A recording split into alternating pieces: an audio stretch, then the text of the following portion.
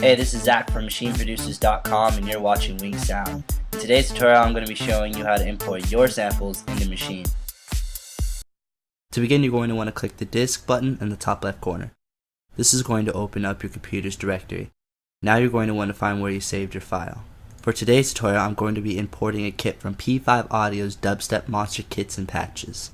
Once you've located the file you're ready to import and bring inside of Maschine, you're going to want to click the import button at the bottom of the directory window. Once you click the import button, a tags window is going to pop up. This is so you can easily categorize your files that you're importing inside of Maschine, to which you can easily browse for on the device and in the software itself. For this kit, I'm going to choose user. I'm going to create my own type, labeling it Dubstep Kit. And then a subtype, I'm going to choose digital and press OK.